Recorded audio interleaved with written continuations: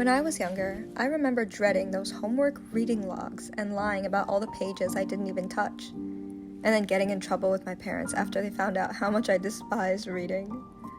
But as I got older, and then when COVID hit, I had absolutely nothing to do. I was just hauled up in my room all day, so I decided to pick up a novel just for the sake of it. But I never realized how much joy I could get from simply reading something that wasn't assigned to me for class.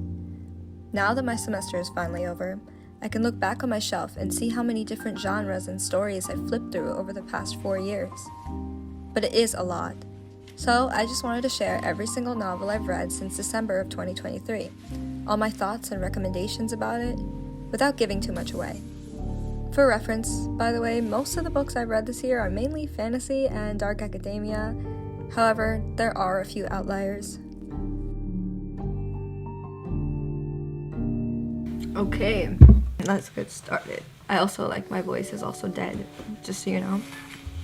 But basically, starting off strong with the Poppy War trilogy. It is not a series for everyone. It's really dark and graphic because it is about war, and war isn't pretty, obviously.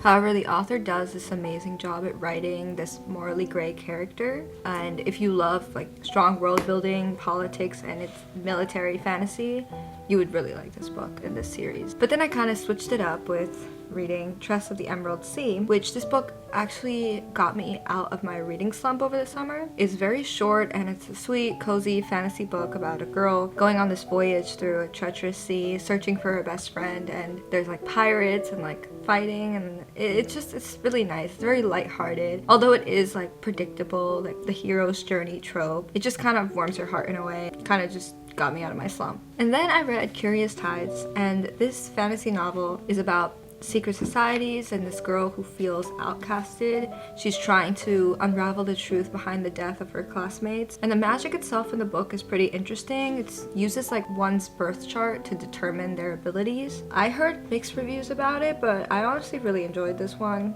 and I kind of just really like books, or any book that has something to do with water.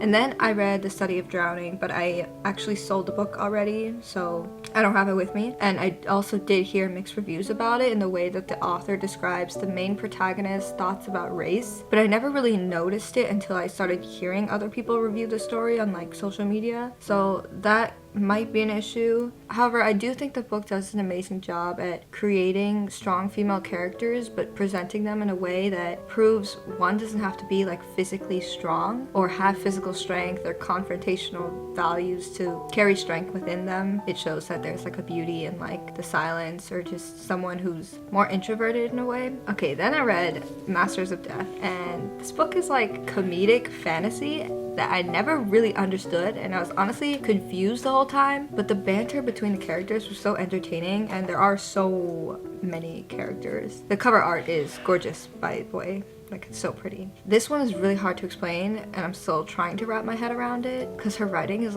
all over the place and you really have to think when you're reading it. But it has vampires, ghosts, demons, angels, and more of all those Halloween figures. Every single scary figure you can think of is in this book.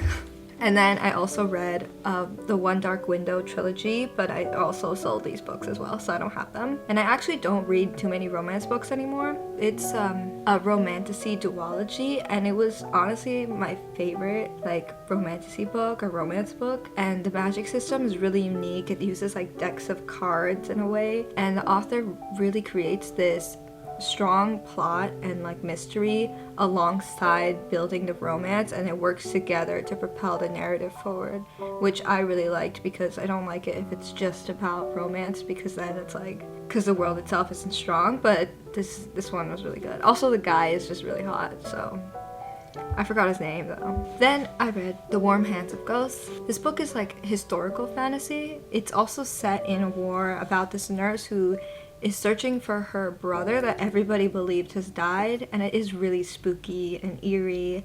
and it's a good read for October. This summer, I also read The Familiar, which is set in Spain. It's also historical fantasy, and I actually read this on my trip to Spain, and I read it in Madrid, and the book is set in Madrid, so it was really cool to experience that. I did hear mixed reviews about this one as well. Some people said that it didn't live up to their expectations, since the author Leigh Bardugo is a pretty famous author.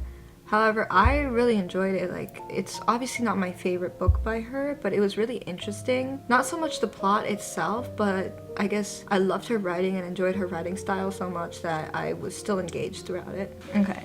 If anyone ever asks me what my favorite book is, this series will always remain my answer. Ninth House and Hellbent has like a chokehold on me. Like, this was the book that got me into the whole fantasy genre. Like, I still have dreams about this book. I still think about this book all the time. I'm not gonna explain it well, but it's about a girl who can see ghosts, and they've haunted her whole life, and she gets this offer at Yale University. It's a full ride, but she has to use her ability to join Leith House, which is a secret one of the secret societies in Yale. So the first book, many different timelines. It shows the past and the present, but also further into the past, and it gives you a backstory into the character. And in the present, there's a mystery plot happening. So it's paranormal, mystery, fantasy, and everything that happens in the first book helps you understand the second book, which Hellbent, which is really fast paced, so it's more action. Like, there's more fantastical elements in the second book than in the first one. And then Six of Crows and Crooked Kingdom. It's the same author, Leigh Bardugo, who wrote this duology, and this duology is actually YA, young adult, but her writing doesn't feel like it's young adult.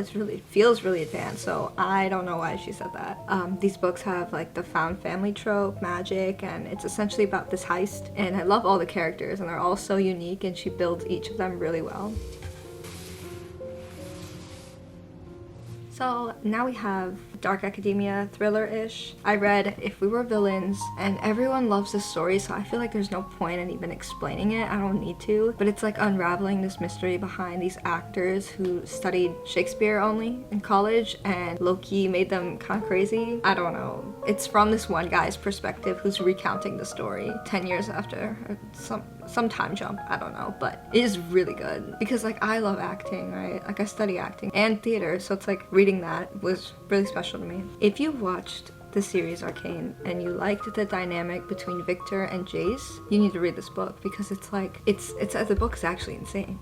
It's past and present perspective about these two guys who were once best friends in college, but then after this experiment goes wrong, they now spent their whole life and the whole entire book trying to hurt each other. And their relationship is crazy. And it kind of reminds me of The Prestige in a way, if you've ever seen that. Then I read Diary of an Oxygen Thief. The book is really short. I read it on a train, like in one sitting. And it's basically just American Psycho. Like, it's like Patrick's inner monologue throughout the whole book. And I'm pretty sure there's like no chapters in the book. It's first person, but it's unreliable narrator, and he just says a story. Kind of interesting. I don't think I would read it again, but it was nice if you want something like kind of mystery, but it's unreliable narrator, so you have to actually understand that going into it. Then I read The Picture of Dorian Gray. I don't know if this counts as dark academia. It's the book that actually got me into classic literature. It's very simple, but the messages are powerful, and they make you think a lot about like beauty and wealth, and I guess the idea of getting older, because this man sells his soul for eternal youth, and you could probably guess what happens. Okay, now we have my fiction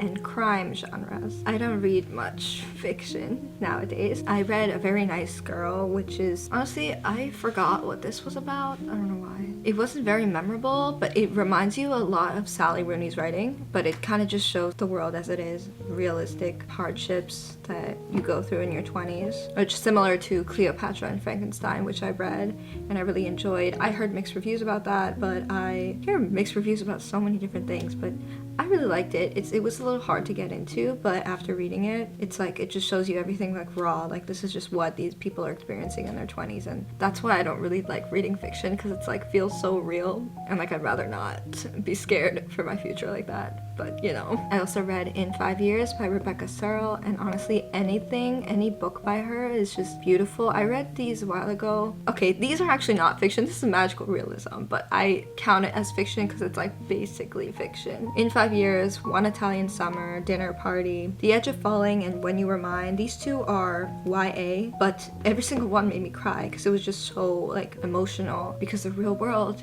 is emotional, and that's one of the reasons why I don't like reading fiction that much. With crime, this is true crime. I read Tell Me Everything, which is honestly, it's a really dark and sad story about this woman. I think she's a journalist. It's a memoir too, and then she's like trying to discover or just like figure out the truth behind this college essay case. It's really heartbreaking, but it's real, you know, it's real, and that's what happens. I also read Savage Appetites, which I read for class, and this book is really interesting because it tells you real accounts of true stories about women, crime, and obsession. There's 4 different chapters: the detective, the victim, the defender, and then the killer. And it shows you these stories in the perspective of those certain characters or people who exist in a true crime case. And it focuses on women. I did have to read this one for class, but I really enjoyed it, and because I took true crime media.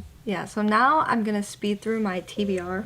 I have a lot of books on my TBR that I have not touched yet. So I got The Graveyard Shift, ML Rio, same person who did If We Were Villains. Garden by the Sea, which is like, I just picked this up randomly. It's set in Spain as well, and I'm really excited for this one. The Liars Club, which is also a memoir, and I want to try to read more memoirs. My Brilliant Friend and the Lost Daughter by Elena Ferrante. The series is on my watch list, but I really need to read the book first. I've read a different book by her in the past, and I enjoyed it so much. And I want to get into historical fiction more. The Nightingale, which is the same author as... Actually, no, it's not.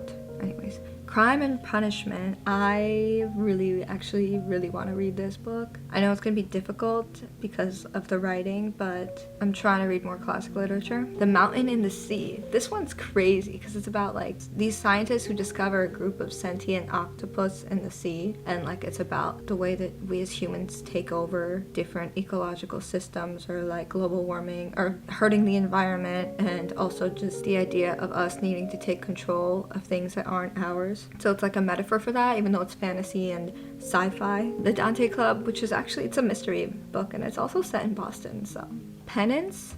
So this 16-year-old girl was actually set on fire by 3 other schoolgirls, and then a decade later there's this journalist. This whole book is set in an interview, so she's like interviewing everybody and wants to figure out what happened. The back says how much of the story is true.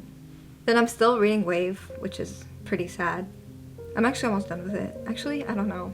And finally, my current read is The Count of Monte Cristo. Yeah, I know. It's long as fuck, okay? 1,300 pages. And you would think, like, how much do you really have to say?